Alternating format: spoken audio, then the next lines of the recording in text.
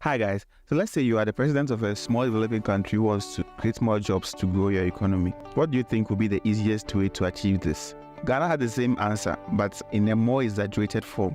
Basically, all they decided to do was to build at least one factory in each of the districts across the country. It sounds normal and achievable until you realize that Ghana actually has 216 districts spread across the country, and they want to build all 216 factories in less than 10 years. What even shocked me the most was the fact that as we're speaking right now, over 100 of those factories have been completed and are operating. It's so mind-blowing, and to know how they did it, we are both going to learn about all that in this video. First, let's look at the backbone of the Ghanaian economy. What used to drive the economy before this project started? Ghana is a middle-income country. I don't think that would be that surprising. Most African countries are either middle-income or low-income countries. It relies heavily on the export of raw commodities. Ghana's main commodity exports are cocoa and gold. In the beginning of Ghana's development, the export of raw materials was enough to, sustain the economy and keep everything flowing.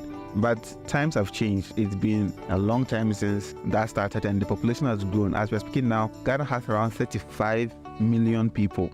Of course, if you have 35 million people to feed, the cost of feeding 35 million people is not the same as the cost of feeding 2 million people. So the cost of running the economy has also risen sharply over the years.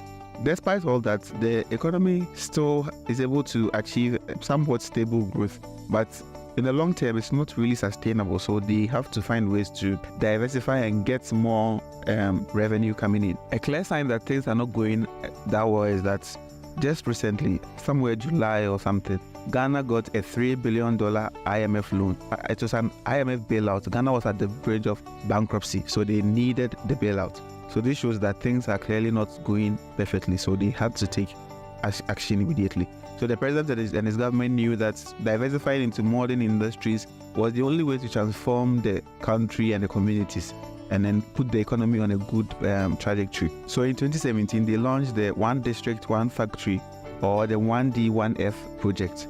I think the name is actually quite good. I like the 1D, 1F. The goal was that these countries were going to produce all kinds of goods, from farm produce to appliances to medicine, you name it. They were going to produce even stainless steel, anything that you could think of, because Ghana was wide and they had a lot of resources.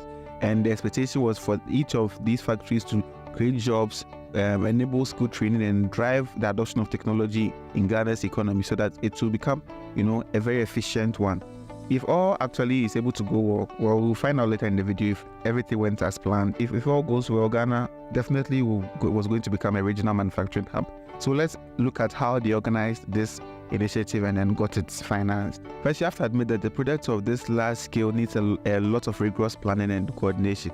In fact, it was so important and enormous that the president himself, supported by the Ministry of Trade and Industry, led the coordination from the top. They didn't delegate any core powers to organization or any person. That would have increased the risks of derailing the ambition that they had set for the project. So the president and his Minister of Trade and Industry led the coordination from the top. Each district was allowed to develop its own proposals. So assuming I was the district chief executive for District A, I'll look at my district, the kinds of resources available, the personnel, the skill sets available in the region, and then which factory we think will best suit and will be easily sustained in the district. Basically, all they had to do was do the research for opportunities for manufacturing, secure the land, and then do feasibility studies, what will work, what won't work, all those things. And then they submit it to a national 1D, 1F secretariat. And then that secretariat will evaluate the proposals and then give them the final go-ahead. So if you bring it and the secretariat finds some issues, they will deliberate on it, of course. Compromise is always necessary. One major thing that was important was financing. So the factories were many, so the government couldn't just foot all the bills because there are a lot of things that the government has to take care of. The government has to take care of healthcare, and then when it comes to healthcare, there's another project called Agenda 111, where the government wants to build 111 hospitals. I'm working on a video on that as well, so subscribe to the channel. The reason why the government can't just foot it is because Ghana is a small country and it doesn't have enough capital to fund such a huge project. So that's where the investors came in. Attracting investors was delegated to the Ghana Investment Promotion Center, GIPC. And they worked really hard to get domestic and foreign companies to help fund some of the factories that were in their business interest. So that was the strategy the Ghana Investment Promotion Center was using.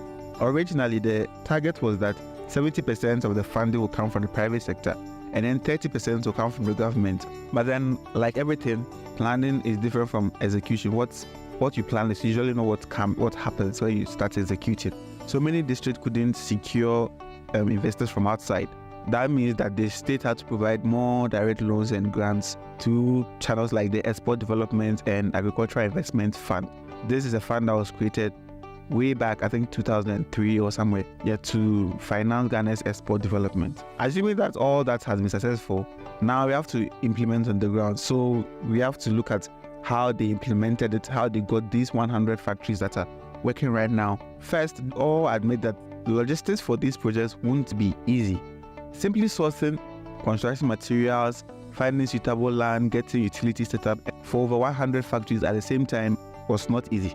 Yes, and for that, I actually understand that it won't be easy because it's 216 factories you're talking about, and even the fact that they have been able to get over 100 of them working at the moment is amazing. Some of the implementation challenges were that many districts struggled to provide lands that were well located with water and easy electricity access. Sometimes to even looking for human resources, that was also a problem because not every district had the workers that were skilled in the industry they planned to set up.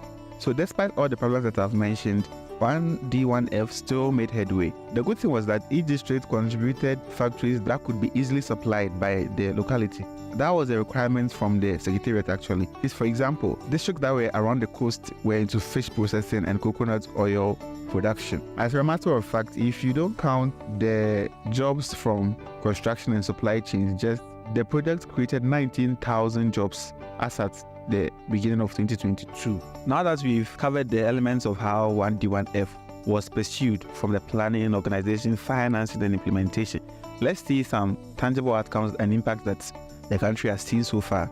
On the macro level, the results are very, very visible. Ghana's industrial sector has grown from 25% of the GDP to 34% of GDP between 2017 and then 2021. And manufacturing alone has grown from 5.7% to 7.6% of economic activity. I think that's still low because manufacturing is very key in industrialization.